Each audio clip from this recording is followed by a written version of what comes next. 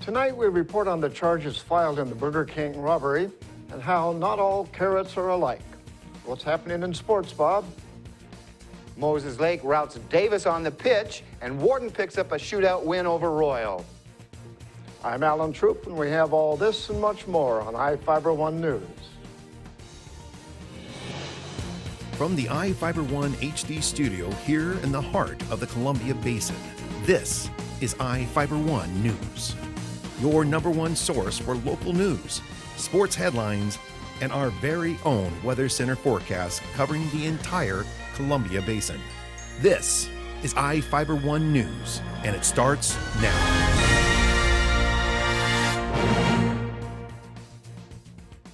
An Ephrata man is facing charges after allegedly robbing Ephrata's Burger King and forcing another man to help him try to escape.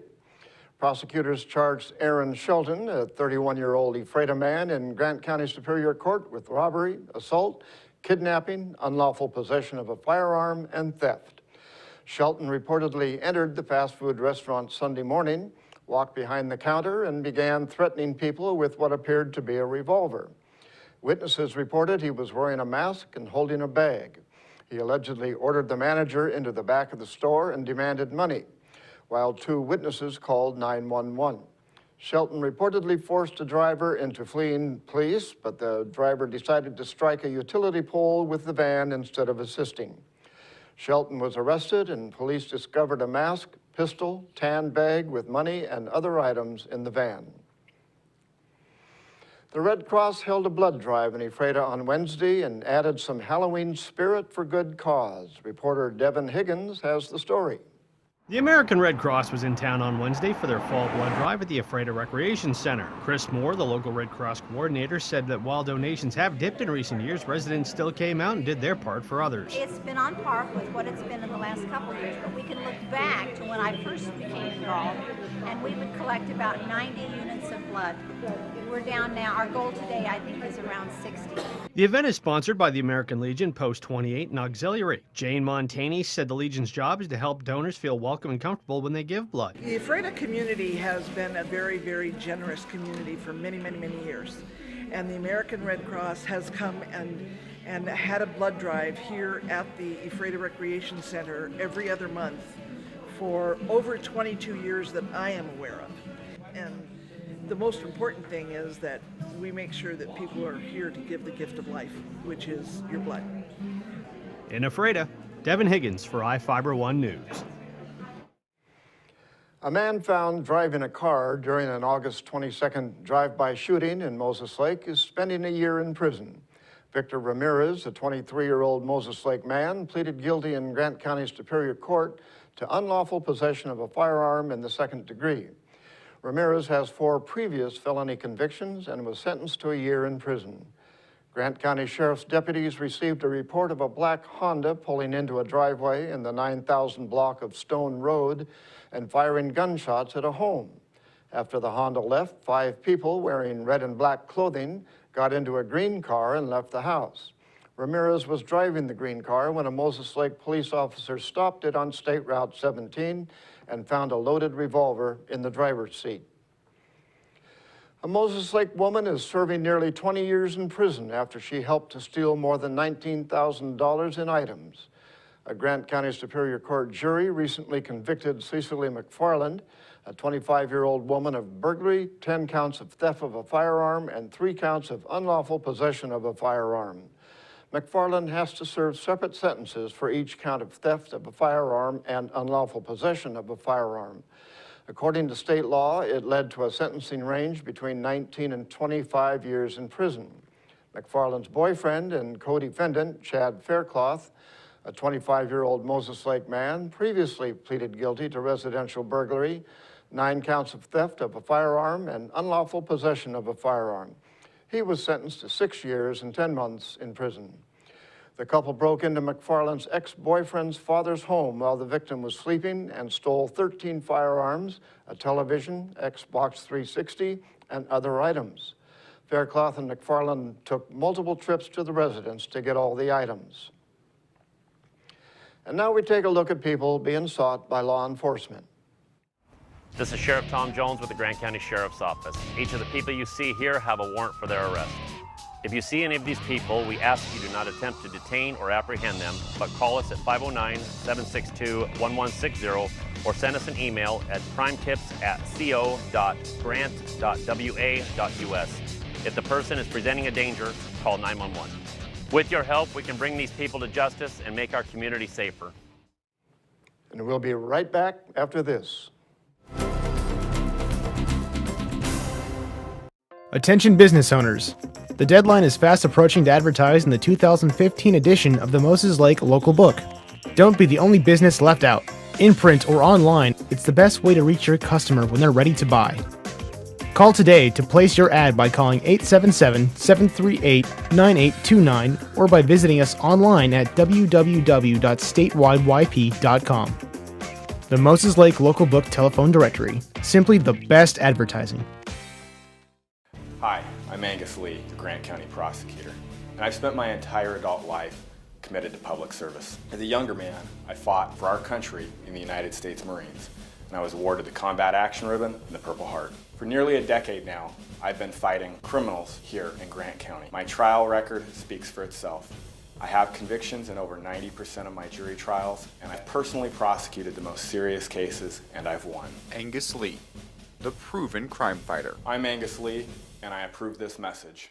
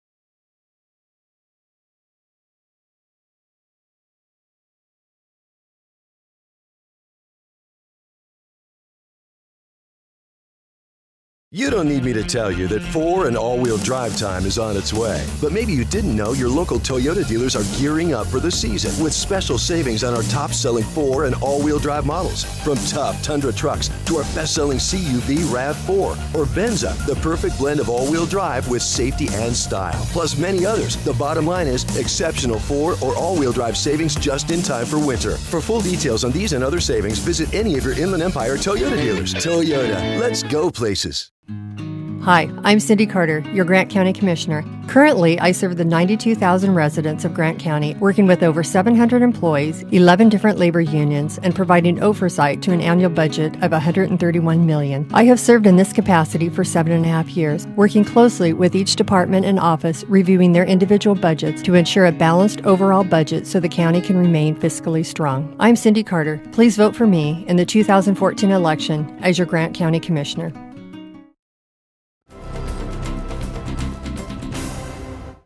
Quincy was looking to knock Ellensburg down a peg in the CUX standings when the teams met on the volleyball court last night. Were the Jacks able to pull off the upset? Reporter Sean Wells has a story. It was senior night in Quincy with the Jacks hosting the Bulldogs at Ellensburg. Ellensburg, currently ranked number 8 in the state for 2A, showed up to play, jumping out to an early first set lead. Quincy was able to put up a fight, but the Bulldogs took the set 25-18. In the second set, Quincy came out strong behind great defensive play by junior Caitlin Ramsey. A back-and-forth set came to the wire, but Ellensburg hung on to take it, 25-20. In the third set, Ellensburg's top player Maya Perez set the tone with fierce kills, and the Bulldogs swept Quincy in 3 sets. It was the final home game for 5 Quincy seniors, but they will have one more conference match Thursday at Ephrata. For I-501 News, Sean Wells. Moses Lake Volleyball continued its march towards the postseason with a 3-0 win at Davis. The Chiefs came out of the gate strong in the first set, but had to hold off a late Pirate rally to win it. Greta Hammer led the attack for Moses Lake with 8 kills. Setter Kylie McKay dished out 29 assists for the match. The team finishes out regular season against Wenatchee at home Thursday. The Chiefs and Panthers are tied at 6-5, so this game will determine the number 3 and number 4 seeds for the upcoming district tournament. Stephanie Overland scored 4 goals, and twin sister Alicia added 2, and Moses Lake rolled past Davis 7-0 last night. It was a huge bounce-back win for the Chiefs, who dropped a double overtime match to West Valley Thursday. Moses Lake got off to a slow start, up 1-0 at the break on a goal by Stephanie. The sisters opened up second half scoring with 4 goals in a span of 10 minutes. Mariah Byington and Alicia added a late goal each to slam the door on the Pirates. The win lands the Chiefs into a tie for first with West Valley with 1 game left in the regular season. Moses Lake is at Wenatchee Thursday. The Rams play at winless Eisenhower. If both teams win, the Chiefs own the tiebreaker, having scored more goals. Moses Lake would then host the district championship game at Lions Field Tuesday.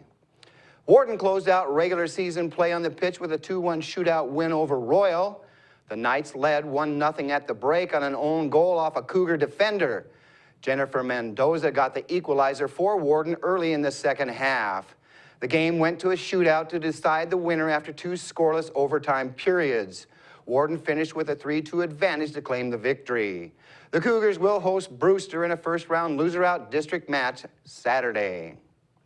Well, the Royals routed the Giants 10-0 Tuesday to even the World Series at 3 games each. Kansas City erupted for 7 runs in the second inning to chase San Francisco starter Jake Peavy off the mound. 8 Royals scored a run or drove in a run, or did both during the rally. Lorenzo Cain hit a 2-run single. Eric Hasmer added a 2-run double. Billy Butler capped the barrage with an RBI double. Winning pitcher Yordano Ventura was outstanding over 7 innings, giving up 3 hits and 5 walks with 4 strikeouts. Jeremy Guthrie gets the start for Kansas City tonight against Tim Hudson in a rematch of Game 3. The 39-year-old Hudson will become the oldest Game 7 starter in World Series history. We'll be right back after this. I'm Daryl Pheasant. I've been your treasurer for 28 years. I take my oath seriously, following the laws consistently and fairly. This complex job depends on experience. Experience to run a $200 million public investment pool. Experience working with state agencies, banks, attorneys, title companies. Experience to know the law and be able to explain it. With reduced staffing, we need a working treasurer. Let me continue working hard for you. Public service, experience, leadership that is unmatched. Vote Daryl Pheasant for County Treasurer. This is Garth Dano. I'm asking for your vote for Grant County Prosecutor, and have practiced law here with my family for 34 years. I care about this county and the people who live and raise their families here. I'm committed to improving our justice system in Grant County so we can all be proud of it. I will hold serious offenders accountable and will work with all our police officers to protect the public. Currently, it takes 3 to 4 years to have a civil trial heard in our courts. I am committed to working with the judges to solve this unnecessary delay. Please vote for me in the upcoming general election. I am Garth Dano, and I approve this message.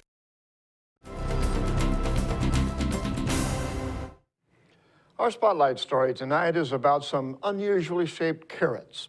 While the carrots are left behind after harvest, a group of volunteers is making sure those ugly carrots are put to good use. Reporter Jeff Chu has the story. Grant County's harvest season is nearly over, but a group of Moses Lake area residents are out in the carrot field picking what has been left behind. The so-called volunteer gleaners are those who harvest the vegetables and fruits that go unwanted in the marketplace because they are weirdly shaped. They pick for the Moses Lake Senior Center and Food Bank.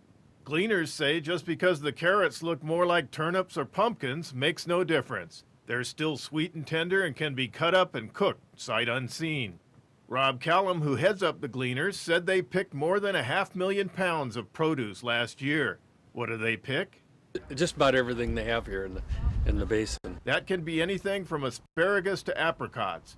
When a farmer notifies Callum that a field is ready for picking, that's when the Gleaners spring into action. The group of more than 120 families is based out of the Moses Lake Senior Center, and each Gleaner pays $20 a year for the privilege that allows them to take home some of what they pick. The food can be canned or frozen for the winter. Callum said the Gleaners make some major field hauls. One field we took 24 apple bins down there. And last year with the squash, we filled up 43 bins of butternut squash for the food bank. Rachel Fry of Moses Lake has been gleaning for about 10 years. It started with a phone call. A friend called me up and says, "Hey, we're going out for potatoes. You want to come with me?" Fry said she gleans as a healthy alternative that helps her family keep food costs down. Now my pantry's pretty full. I've got close to 500 pounds of potatoes in my basement, about 200 pounds of onions. I'm still working on tomatoes and apples, and I'll be doing the carrots, and all my canning jars will be full by the time I'm done. Fry's daughter Samantha follows her mother into the carrot field. A senior at Moses Lake High School, Samantha has been gleaning with her mother since she was 6 years old. Samantha figures she's gleaned about 6,000 pounds. That's why she's gleaning for her high school senior community service project. All the food that I have collected, I've donated to the Senior Center, the food bank, or my mom's pantry. And it helps feed the community because you hear so many stories about how people are going hungry, and that's not acceptable when all this food is going to waste out in the field. So it's a good thing for people of the community to come out and get the produce and try and be as self-sufficient as they can. I'm Jeff Chu for iFiber One News. We'll be right back after this.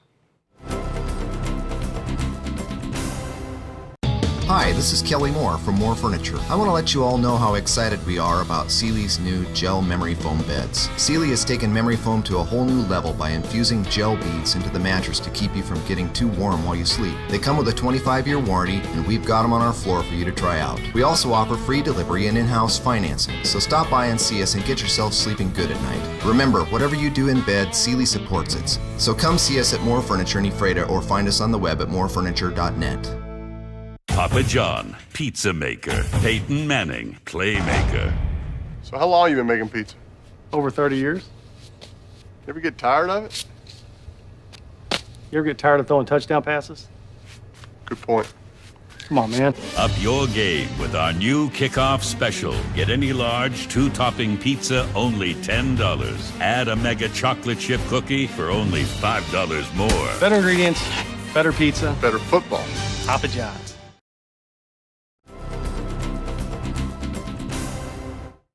Welcome back. A flatbed trailer loaded with pallets broke loose from the pickup and crossed part of Wheeler Road to strike a light pole. A 20-year-old Moses Lake man was driving in the 900 block of Wheeler Road when the trailer he was towing broke free. The Moses Lake police reported the trailer hitch was too small for the trailer. The driver was not using safety chains when the trailer was being towed. After the trailer broke loose, it crossed a lane of traffic to hit a light pole on a sidewalk. No citations or tickets were written. A report on the crash was being generated to be submitted to the prosecutor's office. The United Methodist Church of Ephrata is welcoming community members to their monthly free dinner on Thursday. The church provides free meals on the last Thursday of each month. Camille Price, who does all the cooking, wanted to do something to help the community and began the service in 2010. The event usually hosts between 60 to 80 people every month, and the church will be holding a free Thanksgiving dinner on November 27th. The church is looking for volunteers to help with the setup and cleanup. Anyone interested can contact them at 509-754-4664. In Northwest news, a very old tribal mask that may have inspired the Seahawks logo is going on display next month at the Burke Museum in Seattle. The cedar mask is about 2 feet long and weighs about 5 pounds. It's more than 100 years old and belongs to a museum in Maine. The Seattle Times reports a native carver from British Columbia, Bruce Alfred, was brought to Seattle to provide information for the exhibit. Alfred says it was worn by a dancer for a memorial or ceremony for the emergence of a tribal leader. He says the dancer would whirl around, and at the peak moment, the mask would split, revealing the mask of a human face inside. It's considered a metaphor for mankind's creation. An unmanned rocket carrying nearly 5,000 pounds of supplies for the International Space Station exploded seconds after takeoff in Virginia, and now NASA is asking questions. Tom Foreman has the story. And we have liftoff. The first stage was just seconds into a 4-minute burn when the Antares rocket stalled, fell backward, and exploded. Nearly 750,000 pounds of thrust went haywire, and spectators across the bay say the blast shook the ground even there. Immediately, probably about 5 seconds in, you just saw kind of a fireball, and it wasn't, you could tell immediately that something was wrong. It also clearly shook Virginia-based Orbital Sciences, the private contractor that built the rocket under a nearly $2 billion contract with NASA, now needs answers. The investigation will include evaluating the debris that we will find around the launch pad. If you find anything that washes ashore in the local area or came down on your farm, definitely do not touch it. No one was hurt in the explosion, but gone in a flash, 1,600 pounds of science experiments on everything from meteors to human blood flow, more than 1,600 pounds of hardware, computers, spacewalk equipment, and 1,400 pounds of food for the ISS crew. That does not create an instant emergency, but it will put extra pressure on upcoming missions to reestablish the supply chain to those astronauts in orbit. And the explosion could create political pressure, too, in the continuing debate over how much space travel can or should be put into the hands of private companies. That's going to do it for us here at I-501 News. We want to thank you for watching, and we'll see you again tomorrow.